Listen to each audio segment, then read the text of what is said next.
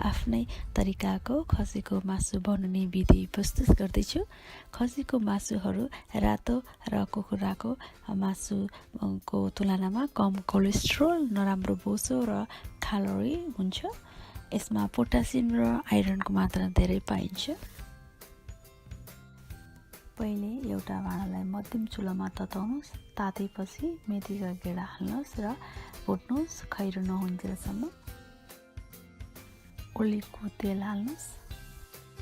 तेल हाल्नासाथ म चाहिँ खसीको मासुलाई हालिहाल्छु, किनभने मासु तेललाई धेरै तताउनु हुन्न, यो स्वास्थ्यलाई राम्रो हुँदैन। मैले यो मासुमा भएको बोसोहरू पनि काटेर फालिदिएकी छु। यसलाई 1 घन्टा अथवा बढीसम्म पकाउनुहोस्, जबसम्म यो मासुबाट आएको पानी सुकेर जाँदैन र मासु नरम र खैरो हुँदैन। कलिलो खसी छ भने अझै कम समयमा पाक्न सक्छ।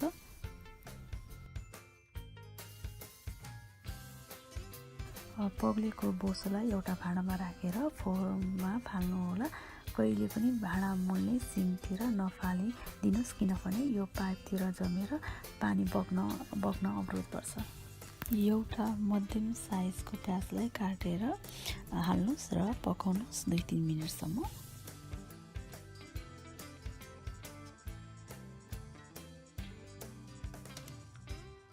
आधा चिया चम्चा बेसारको धुलो, आधा चम्चा जिराको धुलो,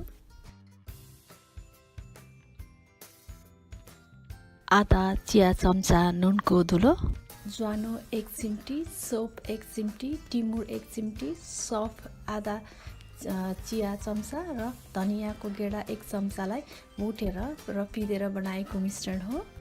यो 1 ग्राम जायफल, 1 ग्राम दालचिनीको टुक्रा, एउटा लौङ र एउटा सुकमेरलाई पिँधेर बनाएको मिश्रण हो।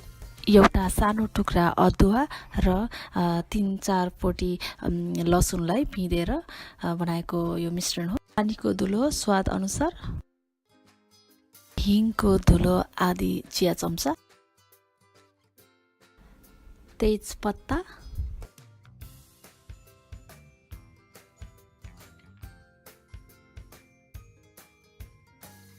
चम्चा इमलीको झोल, मुला,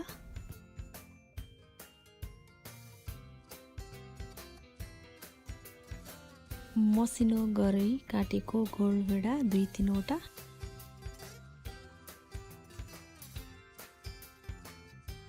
अझै 10-15 मिनट जति पकाउनुहोस् मुला र गोलभेडा पाकुन्जेल। पानी हाल्नुहोस् आवश्यकता अनुसार।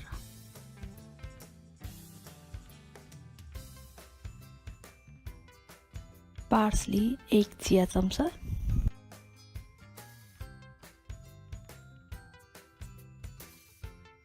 ओरेगानो 1 चिया चम्चा, तुलसी 1 चिया चम्चा। 5-10 मिनट जति पकाउनुहोस्।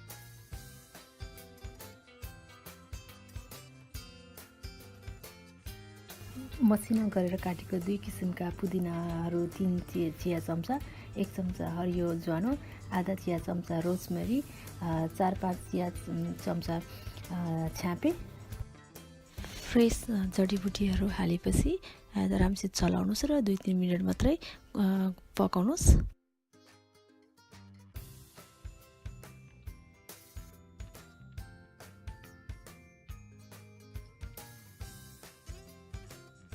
यो खानाको लागि रेडी भयो।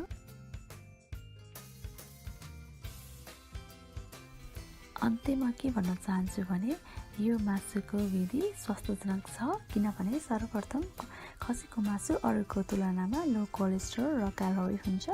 यसमा धेरै किसिमका मरमसला र जडीबुटीहरू पनि मिसाएको छ। मरमसला र जडीबुटी खानालाई स्वादिष्ट मात्रै गर्ने होइन, स्वास्थ्यको लागि पनि अति नै फाइदा पनि गर्छ।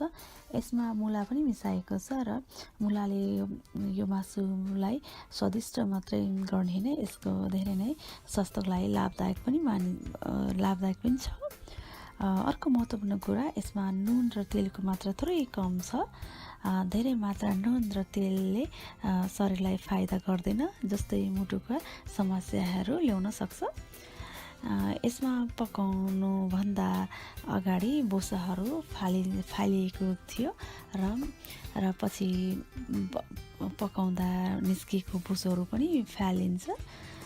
अन्त्यमा तपाईहरूको सल्लाह सुझावको अपेक्षा गर्दैछु।